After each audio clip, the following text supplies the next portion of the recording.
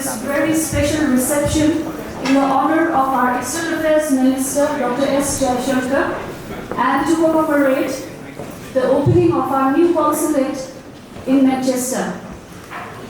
To begin our official program, we will first play the national anthems of the United Kingdom and India.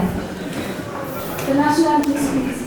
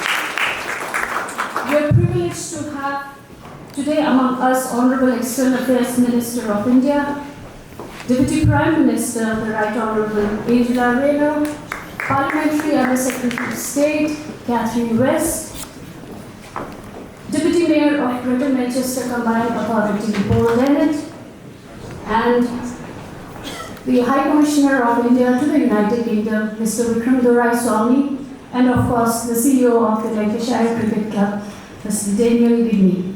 To begin with the official program, may I please invite Daniel to say a few words.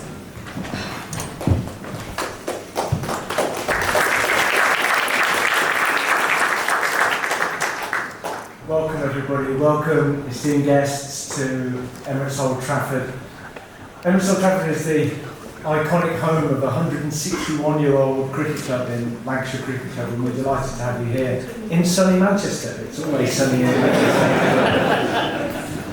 We as a club have had deep ties with India for many, many years. We've had more Indian players play for Lancashire than any other first-class county, and it's something that we're really proud about.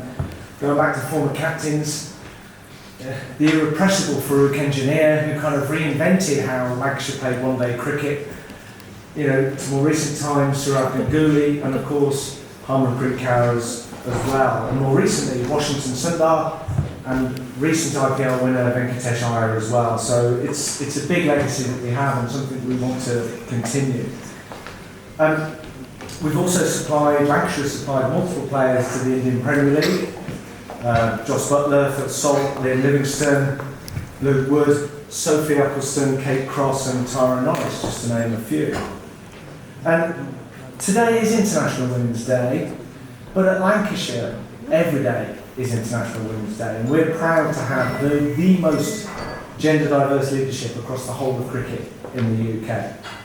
And we're delighted to be hosting the Women's International T20 between India and England here at Emirates Old Trafford in July, followed by a men's test match. And also really pleased today to have Fiona Morris and Liv Bell from Lancashire Thunder, who are with us here today, before flying off to our training camp in Bengaluru. The men are there at the moment and are going to travel next week. And we go on pre-season camp to India every year, and it's something that we're proud of developing and strengthening those links.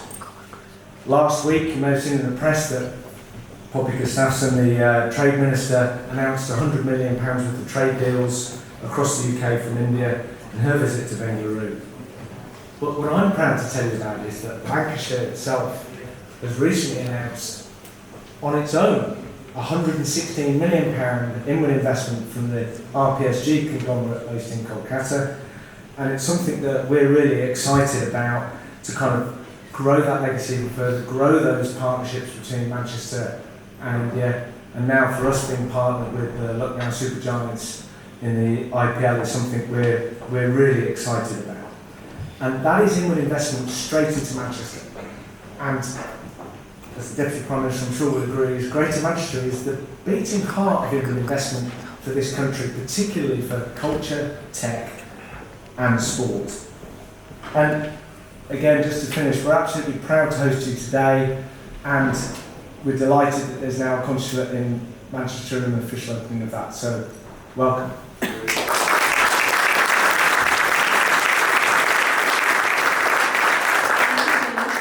Now may I please invite the High Commissioner of India to the United Kingdom, Mr. Vikram Doraiswamy.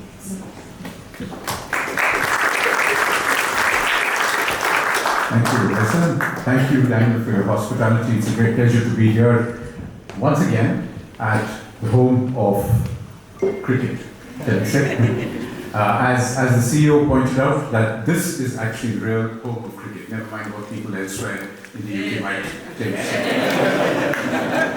This is also the home of a number of other sports which have been hugely followed in India. 2 football clubs from this city are hugely followed in India, even if perhaps their results might not have been that great these past few months.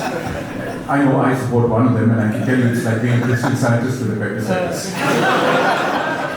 But ladies and gentlemen, we're here today for our community and Friends of India to welcome the External Affairs Minister of India, our Minister, and of course a Minister whom I've had the great pleasure of having worked with for many, many years in his career in the Foreign Service also, Dr. S. Jaishankar, Mrs. Jaishankar, Deputy Prime Minister Angela Rayner, who has been, in a sense, the driving force of our decisions to do so much more in the Manchester area, because I'm sure all of you will agree when Deputy Prime Minister Angela Rayner says jump, you only ask how high.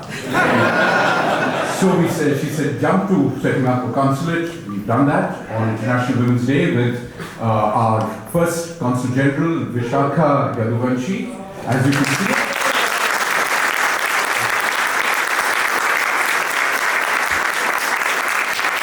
we got the place right, we got the person right also on 8th of March.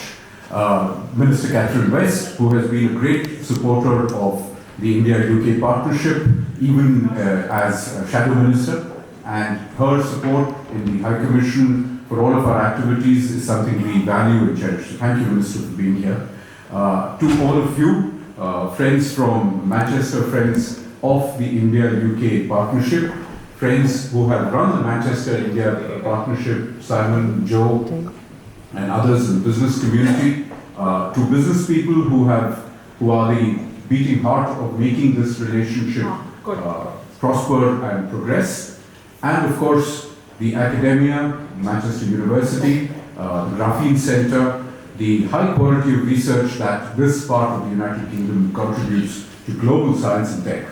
All of this is of great interest to us. Ours is a relationship that will be driven by the future, and our decision to open a consulate here is very much in line with the idea of going ahead with the future. Cricket, of course, is a great place for our relationship to intersect. As it is well known, cricket is a sport dreamt up in India and invented by the Brits. So, therefore, there is every reason for us to celebrate the coming together of our partnership with the new consulate here in Manchester, with all of the work that we wish to do together in the Greater Manchester region. Thank you, Deputy Mayor, for the support of the City of Manchester and the Greater Manchester Council to bring together this relationship in a way that brings together sport, brings together the passion around sport, brings together the money around sport. CEO, as you correctly said, we are now connected between Lancashire and Lucknow, which has a nice nice alliteration to that.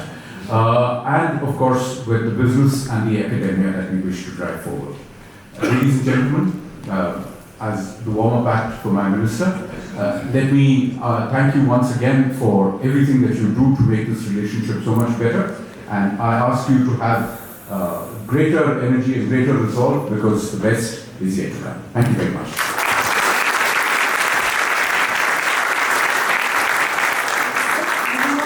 Please request Deputy Mayor for the name.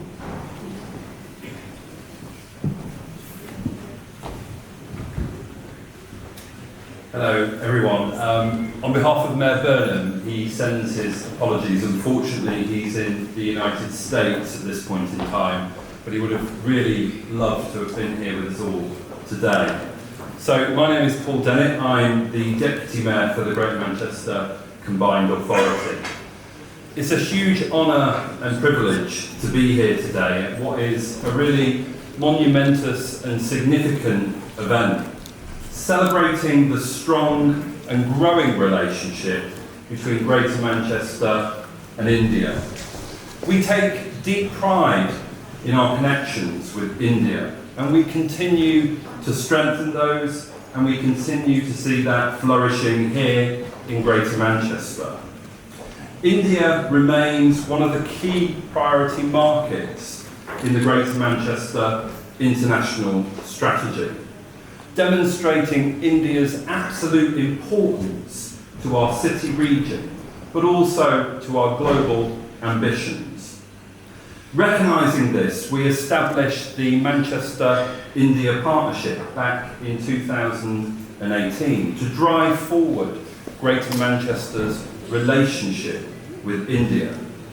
The initiative reflects our commitment to fostering collaboration across various sectors of the economy, including academia and our cultural activities as well. And this relationship and this partnership continues to thrive within our city region. India is a priority for all of us across all pillars of the Greater Manchester international strategy. And over the years, we've developed strong trade and investment ties, welcoming esteemed Indian companies such as Tech Mahindra and also Hero Cycles to this city region. In addition, our university connects substantial students, Indian students, with over 3,000 Indian students currently studying at Greater Manchester's universities. Those students enrich our academic and cultural life here within our city region. Direct connectivity with India remains a key ambition for Greater Manchester, and we're actively working with Manchester Airport to establish direct routes, further strengthening our ties and facilitating business, education, tourism and cultural exchange. Just this Thursday, Indigo Air announced that they'll be launching a direct route to Manchester this summer.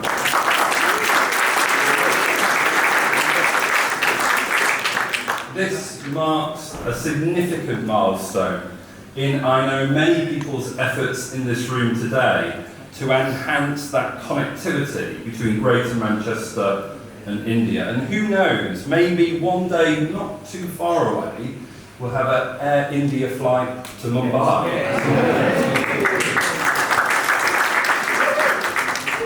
Culture and sport, and obviously being here today, it's rather fitting to be talking about that. But nevertheless, culture and sport are integral to our partnership with India. In 2023, we proudly launched the South Asian Gallery at Manchester Museum, shaped by contributions from our vibrant diaspora community here within Greater Manchester.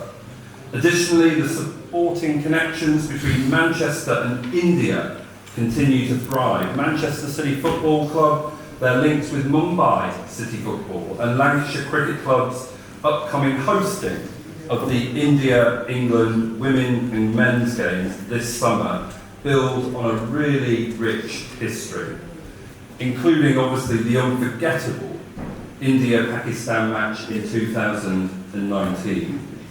So looking ahead, I'm really excited and delighted at the opportunities to work closer with a consulate, to further deepen our relationship and mutual understanding between Greater Manchester and India. The consulate will play a significant role, a crucial role, in supporting strong Indian diaspora here in Greater Manchester, as well as our businesses and all of the cultural activity that I know many of us enjoy. Ensuring that you as an Indian community have access to essential resources, cultural initiatives and business opportunities. Together, I think we can create great things for the people of Greater Manchester, but also great things for both of our respective nations. Today is a momentous moment. Let us celebrate that. Let us deepen our relationship and let us move forward together in a global economy. Thank you very much.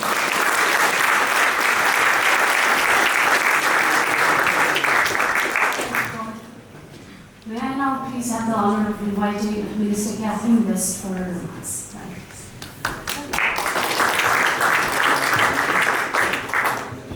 Thank you very much, Ovessa. And for those of you who don't know Ovessa, she does so much in London with us at King Charles Street, and she's a wonderful role model on this International Women's Day. And I wanted to thank so much Dr. Jaishankar and Mrs. Jaishankar for being with us today.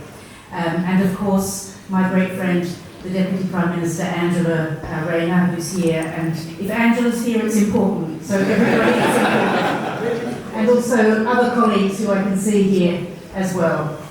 And as I said this morning at the inauguration of the new Indian consulate, your contribution underpins the close friendship between our two countries. Our shared love for cricket, and I am wearing the top, 2019 has been mentioned, it tells the story of the pitch and off the pitch.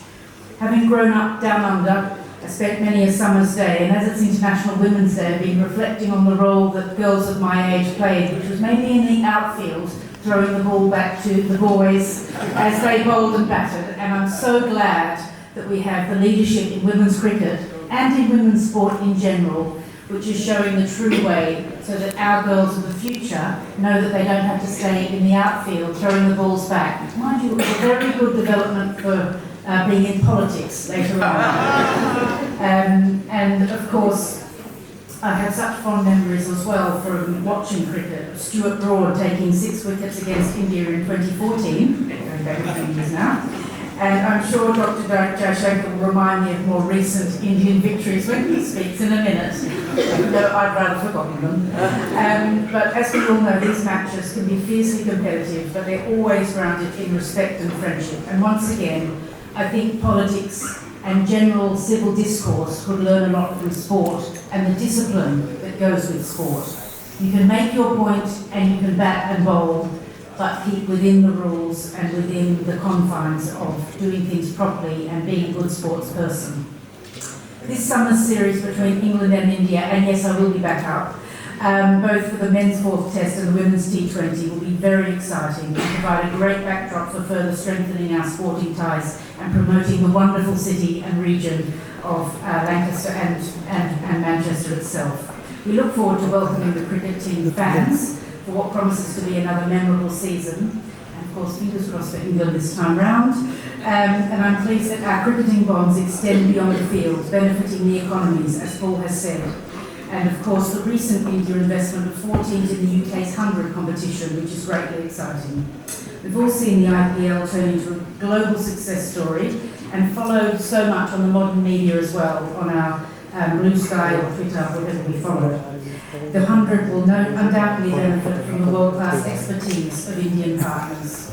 I'm equally pleased that representatives of Lancashire Cricket Club are visiting India next week for the Sports Summit in Bengaluru, and today's also special because of those women being here, and we've just had some wonderful photographs with them celebrating International Women's Day and women's sport. We did see a 22% increase in participation by women and girls in sport last year, And of course, a couple of years ago, England women's cricket team had its highest TV audiences ever for an English summer with over 7 million viewers. Lancashire's been an absolute key to that success, and I was thrilled to meet Olivia and Vi, who are here, and role models like them are crucial in inspiring our next generation. So with India hosting the Women's Cricket World Cup in October, good luck, and thank you once again for having us all here today to celebrate our great relationship and also just celebrate sport and the wonderful way it brings us all together. Thank you.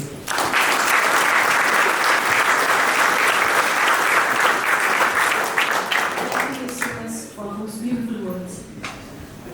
Now I have the distinct honor of inviting Dr. S. Jaishankar, our External Affairs Minister of India, to address us.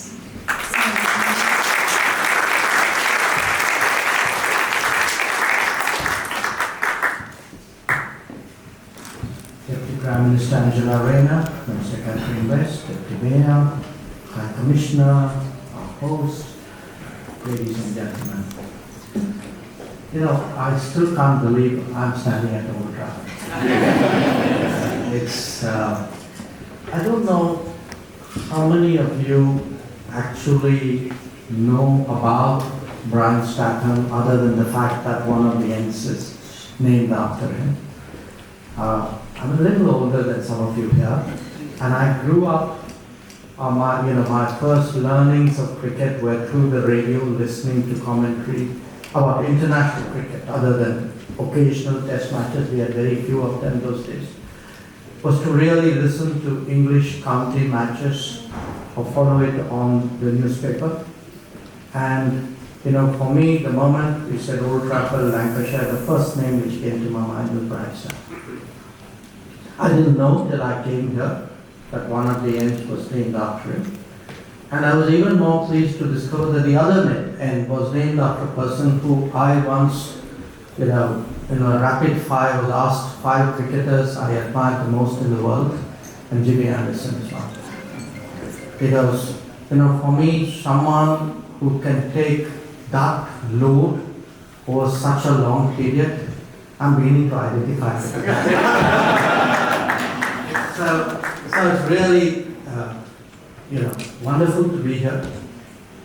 And of course, in India, we all know this as a place where Tendulkar's first century happened. And I was so glad today you brought up Farooq Engineer. Because again, like anything in life, one needs to remind people of talent, of greatness, of great moments. And he was someone really special. In fact, they would say in India that when Farooq Engineer appealed, 120,000 other people did, and you got the decision you wanted.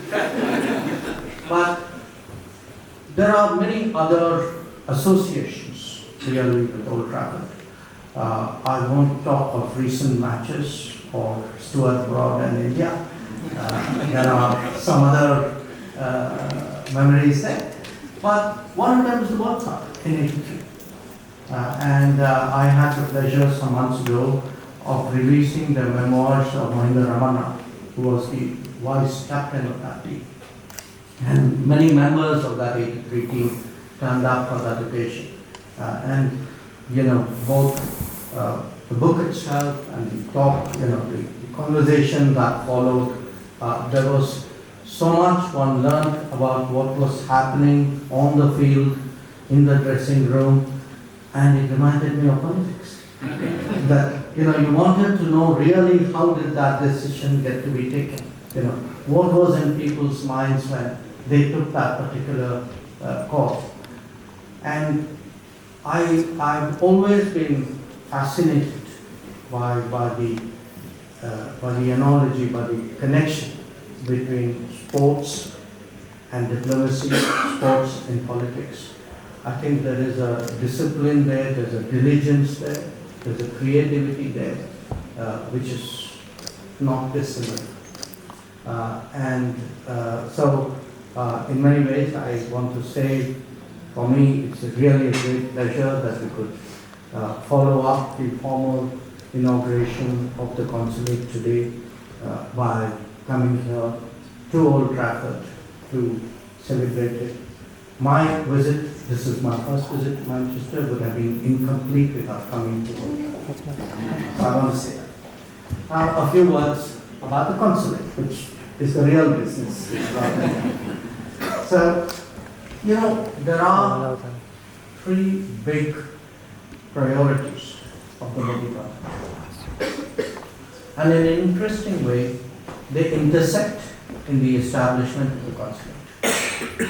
One is the care and concern and the bonding that we have built with the Indian community abroad. The community has been there for a long time. Governments have come and gone in India. But I can really say this, and I say this with all sincerity as someone who's been in the field of foreign policy now for 5 decades. I don't think any Prime Minister has invested as much in the relationship with the diaspora as Narendra Modi has. And the importance, the concern, the value that we put on the diaspora as it connects to the world, this wonderful term living bridge, I think is something really extraordinary. And it's not just an emotion. I think there is a deep understanding behind that. An understanding that in many ways it is the diaspora which shapes the image of India across the world. You know, I often tell people when you go out of India and you talk about your country, they don't think of it in terms of a book they read, maybe they do a bit, or a place, you know, something they remember from the geography or history lesson. I think they often and increasingly think of it as a person living. They put a face to it. They put an experience to it. And when I first started out in the world of diplomacy, this was not either the footprint of India or the image of India.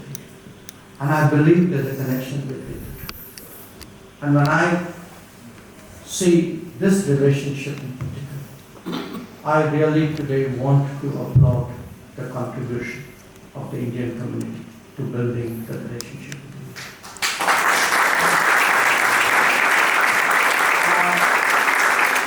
The diaspora is one priority.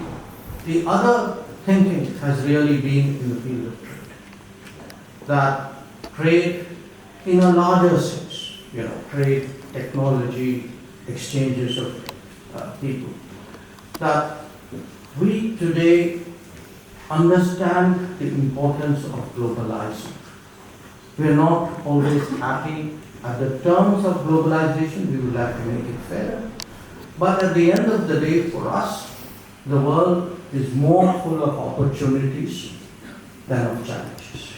When India looks at the world, it looks at the world confidently. That may not always be the case for everybody else, but that's their problem. So what we want to do really is deal more with the world. You know, promote mobility, promote trade, promote investment, promote students, promote tourism, any form of exchanges, promote airline flights. So it was very interesting last year when we were working on the manifesto for the election. We actually had a significant part of it devoted to foreign policy.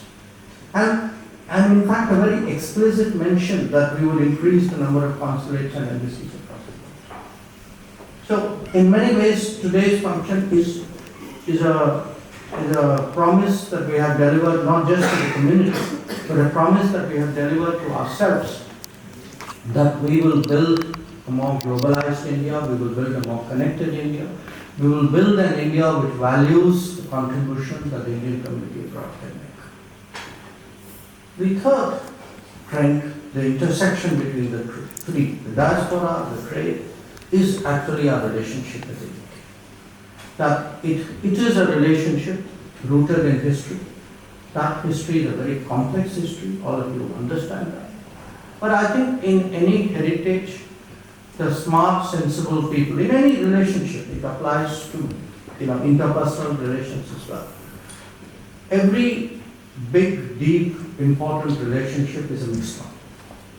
I think it's important to pick on the good side, look for the possibilities there. I'm not saying that one doesn't deal with the problems. I think that they need to be addressed. That will and should happen.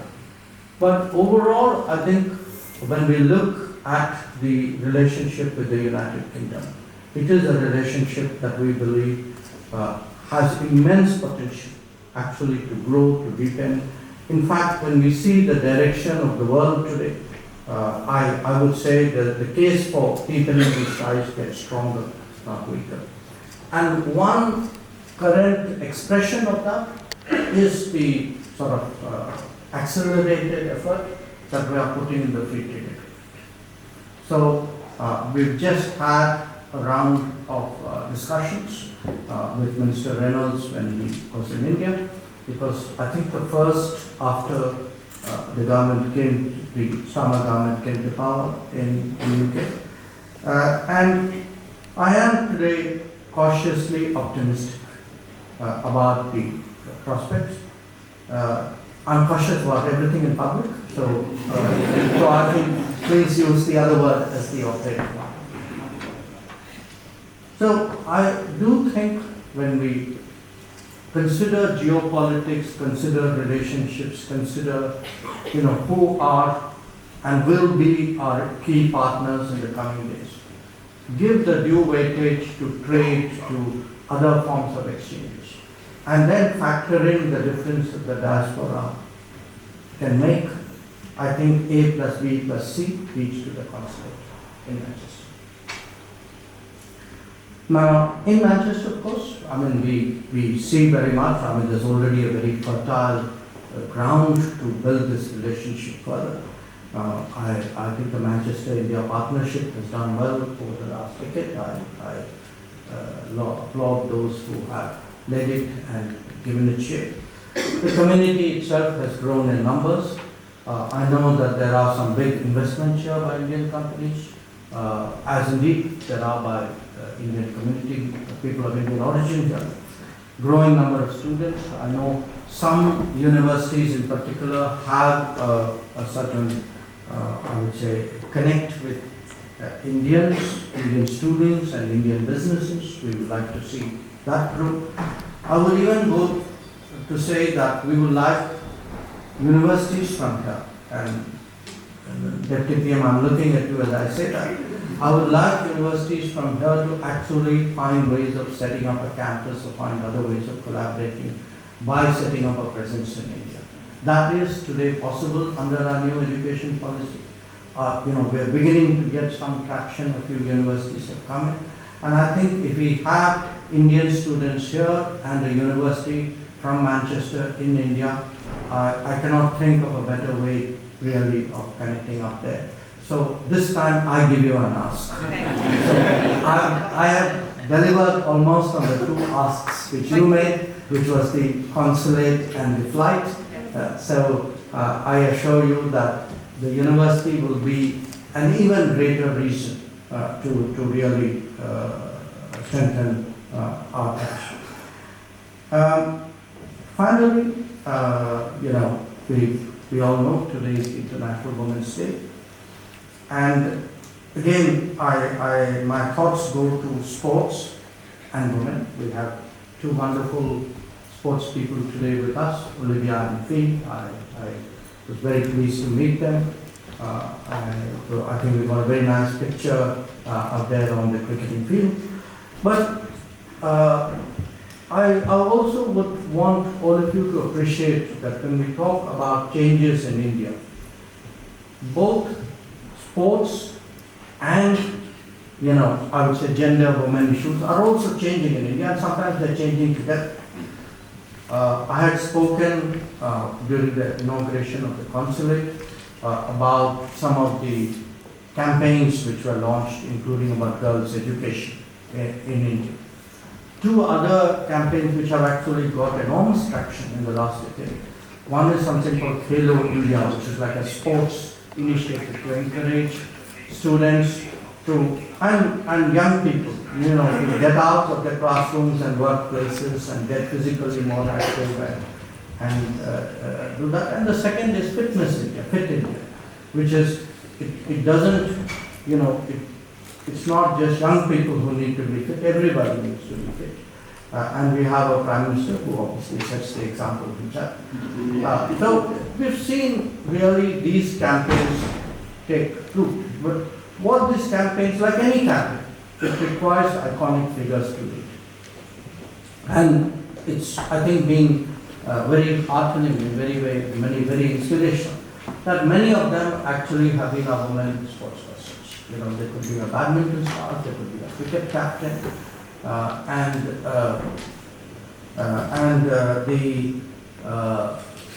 the net impact of that. I think just like health or nutrition have ripple impact, education has a big ripple impact. Education helps health, education helps nutrition, so does sports. So sports is not just about personal discipline and motivation and that ability to compete. I think a fitter country, a more sports-focused country, is a healthier country in many ways. It's a far more, I would say, in terms of the spirit and morale and the outlook of society.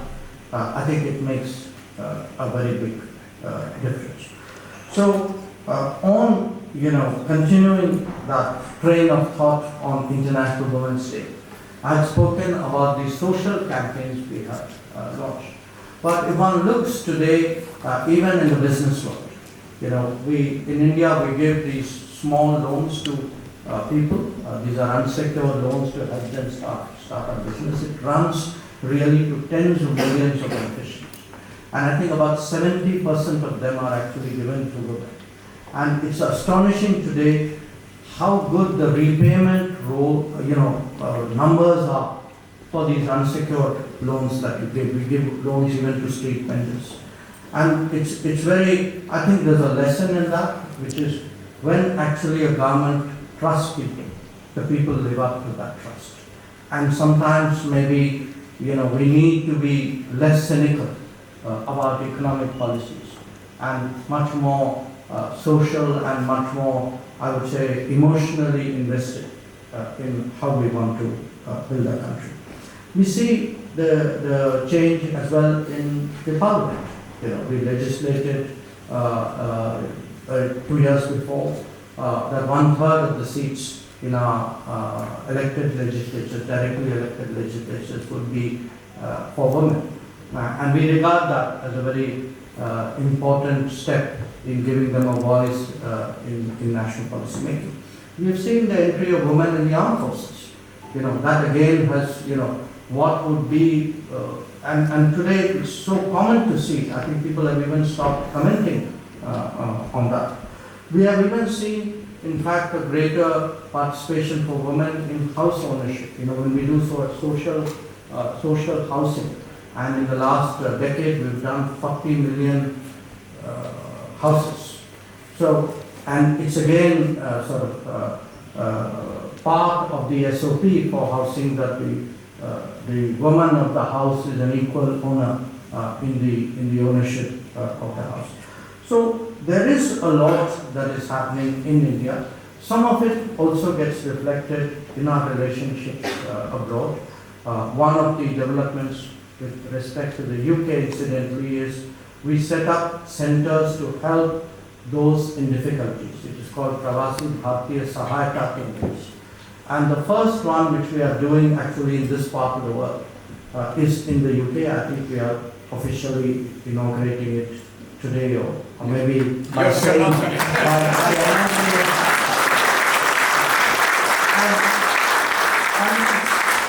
and it's fitting that we're doing it on Women's Day because actually most of the people who use these facilities are actually women. So my message really to you today is that this is not just an office we have opened. It is really an investment in a relationship on which we have very high hopes.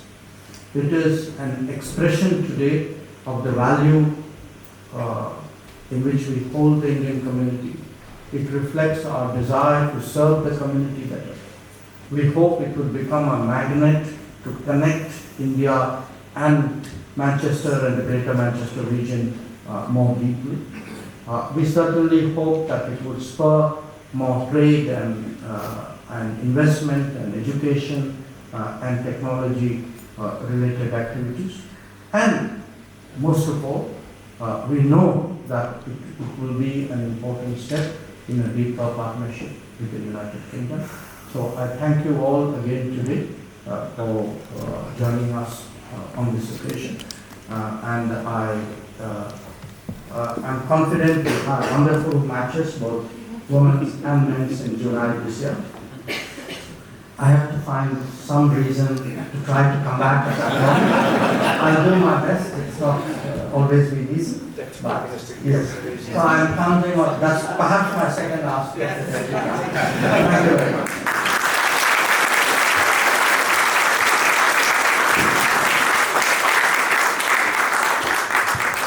Thank you so much, sir, for those inspiring and vital words regarding strengthening partnership between our two countries.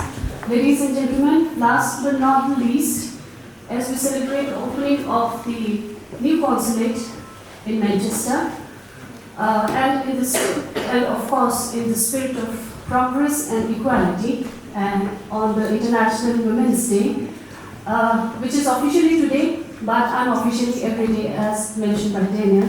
May I please invite my friend and colleague Vishaka Yeduvanshi for a vote of thanks. Thank you very much.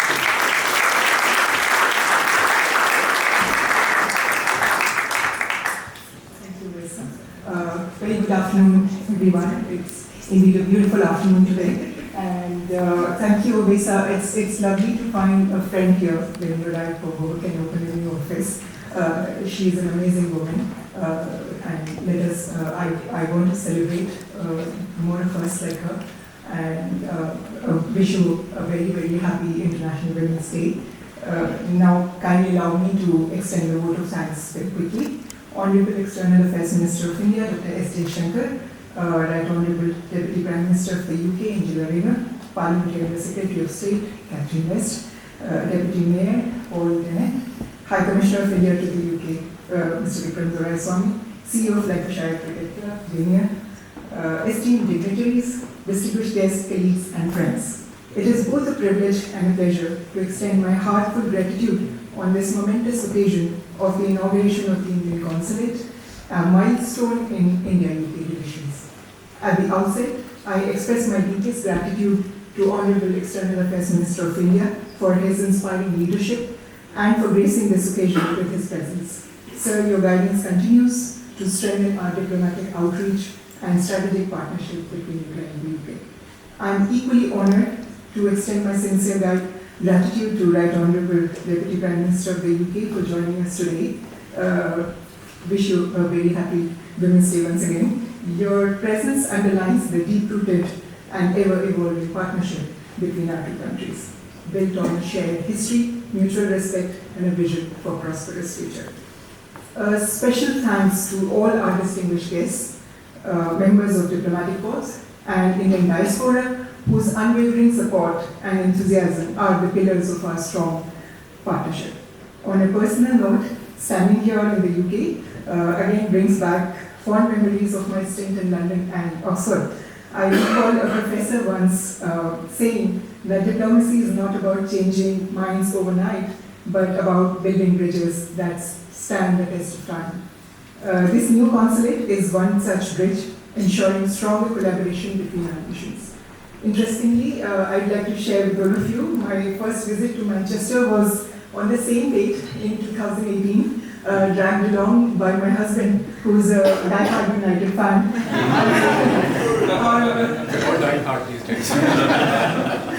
Yes. However, the classic British weather that day made me doubt my life choices. But I'm so happy to be here once again. I would like to extend my appreciation to my dedicated colleagues at the High Commission of India, London, and CGI Birmingham, whose tireless efforts have made this day possible. Finally, I thank each and every one of you for your presence today as we embark on this new chapter. I look forward to working towards a future filled with opportunities and milestones. Thank you very much.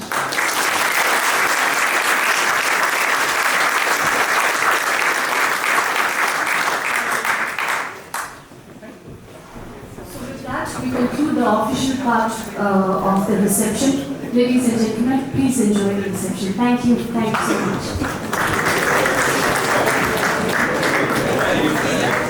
Going.